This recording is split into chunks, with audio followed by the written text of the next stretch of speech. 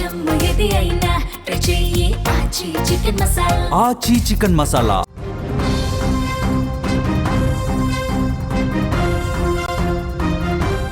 ఇద్దరు ప్రేమించుకున్నారు, పెళ్లి చేసుకోవాలని భావించారు. కానీ ఇంట్లో పెద్దలు అంగీకరించలేదు. ఎవరి పని వాళ్ళు చూసుకోండి, పిచ్చి పిచ్చి వేషాలు వేయొద్దు అంటూ హెచ్చరించారు ఇద్దరిని కూడా ఆ ఇంట్లో ఉన్న పెద్దలు. దీంతో అమ్మాయి పెద్దల మాట గౌరవించింది, ప్రియుణ్ణి దూరం పెట్టింది. కానీ ఇది అతడి కోపాన్ని రగిలించింది. ఆవేశంతో ఊగిపోయాడు. అందరితో ఆకుండా నన్నే దూరం పెడతావా అని సుత్తితో తలపై తీవ్రంగా దాడి చేశాడు. సూర్యాపేట జిల్లాలో జరిగిన ఈ ఘటన స్థానికుల్ని ఒక్కసారిగా ఉలికిపాటుకు గురి చేసింది. నూతనకల్ మండలం లింగంపల్లికి చెందిన మహేష్ అనే యువకుడు అలగునూరు గ్రామానికి చెందిన స్పందన అనే యువతిపై ఘాతుకానికి పాల్పడ్డాడు. వీళ్ళిద్దరూ గత 8 ఏళ్లుగా ప్రేమించుకుంటున్నట్టు తెలుస్తోంది. ఇటీవలే ఇరు కుటుంబాల మధ్య గొడవ జరిగి పెద్దల సమక్షంలో పంచాయతీ పెట్టారు. ఎవరి దారి వారు చూసుకోవాలని తీర్పు చెప్పారు. ఈ క్రమంలోనే ఈ ఘటన జరిగినట్టుగా అనుమానిస్తున్నారు స్థానికులు. ఘటన జరిగిన సమయంలో యువతి తన సోదరి ఇంట్లో ఒంటరిగా ఉన్న సమయంలో ఘాతుకానికి పాల్పడ్డాడు మహేష్. ప్రేమించిన యువతి తనను దూరం పెడుతోందనే కక్షతో మహేష్ ఆమెపై సుత్తితో అత్యంత దారుణంగా, పాశవికంగా, అమానుషంగా దాడి చేశాడు. ఈ దాడిలో తీవ్రంగా గాయపడ్డ స్పందన రక్తపు మడుగులో ఒక్కసారిగా కుప్పకూలిపోయింది. ఆమె కేకలు విన్నటువంటి స్థానికులు, చుట్టుపక్కల వాళ్ళు వెంటనే అక్కడికి వచ్చారు. పారిపోతున్న ఆ నిందితుడిని వెంబడించి పట్టుకున్నారు. అతన్ని స్తంభానికి కట్టేసి దేహశుద్ధి చేసి అనంతరం పోలీసులకు అప్పగించారు. పోలీసులు నిందితుడిని అదుపులోకి తీసుకున్నారు. తీవ్రంగా గాయపడ్డ ఆ యువతి ప్రస్తుతం ఆసుపత్రిలో చికిత్స పొందుతోంది. కానీ అత్యంత విషమ పరిస్థితుల్లో ఆ యువతి ఉన్నది. ఇద్దరు ప్రేమించుకున్నారు, 8 ఏళ్లుగా ప్రేమించుకున్నారు. కానీ ఇంట్లో పెద్దలు అంగీకరించలేదు. పెద్దలకి చెప్పారు, ఒప్పుకోలేదు. కానీ ఏదో రకంగా పెళ్లి చేసుకోవాలనే అతను భావించాడు. కానీ ఈ అమ్మాయి మాత్రం పెద్దల్ని ఇబ్బంది పెట్టడం దీనికి, పెద్దల్ని కష్టపెట్టడం దీనికి, నన్ను పెంచి పోషించి ఇంత చదువు చదివించి వాళ్ళు నా జీవితం బాగుండాలని చెప్పి ఎన్నో కలలు కన్నారు. ఇప్పుడు నేను అతని గురించి చెప్పాను, ఒప్పించి పెళ్లి చేసుకుందాం అనుకున్నాను. కానీ తల్లిదండ్రులు ఒప్పుకోకపోవడంతో వాళ్ళని ఎందుకు కష్టపెట్టాలి, నేను మారితే సరిపోతుంది కదా అని భావించి అతన్ని దూరం పెట్టింది. ఇంట్లో పెద్దవాళ్ళు ఒప్పుకోవట్లా. నేను పెళ్లి చేసుకోవడానికి అన్ని అవకాశాలు కూడా మూసుకుపోయినాయి. దయచేసి మహేష్ నన్ను క్షమించు, నేను నీతో ఉండలేను, నీతో రాలేను పెద్దలని ఎదిరించి అని చెప్పింది స్పందన. కోపం తట్టుకోలేకపోయాడు. నన్నే దూరం పెడతావా, 8 సంవత్సరాల పాటు నీ వెనకాల కుక్కలా తిరిగాను, మనం ఎట్లాగైనా సరే కలిసి ఉండాలి అని చెప్పి భావించుకున్నాం, ఎన్నో ఊసలు మాట్లాడుకున్నాం, బాసలు చేసుకున్నాం, ఇప్పుడు ఒక్కసారిగా కాదు అంటే ఎట్లా అని గొడవ పడతానే ఉన్నాడు.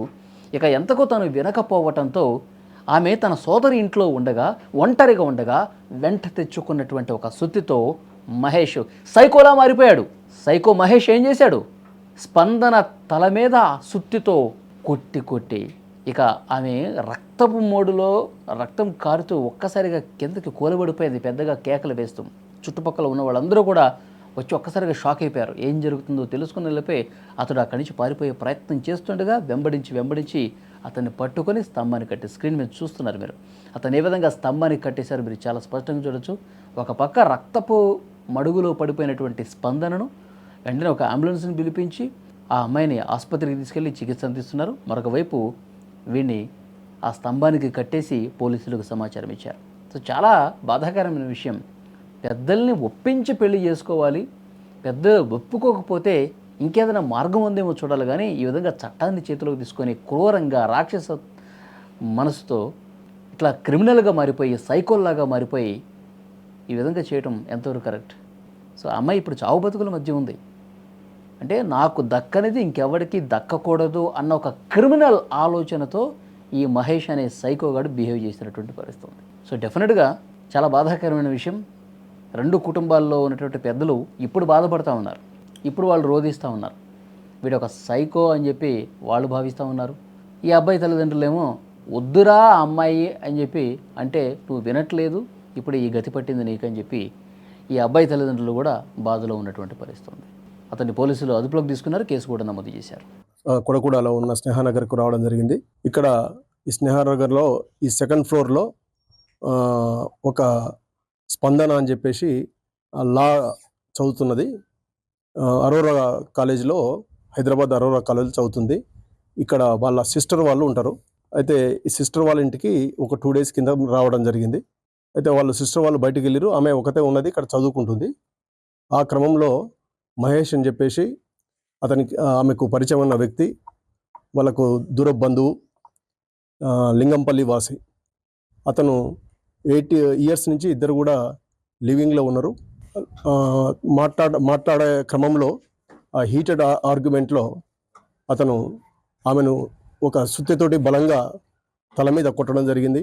అతన్ని అవాయిడ్ చేస్తుందనే ఒక్క నెపంతో ఆమెను టార్గెట్ చేసి ముందుగానే ఒక పథకం ప్రకారం ఒక సుత్తిని కూడా అతను కొనుగోలు చేసి తీసుకొని రావడం జరిగింది.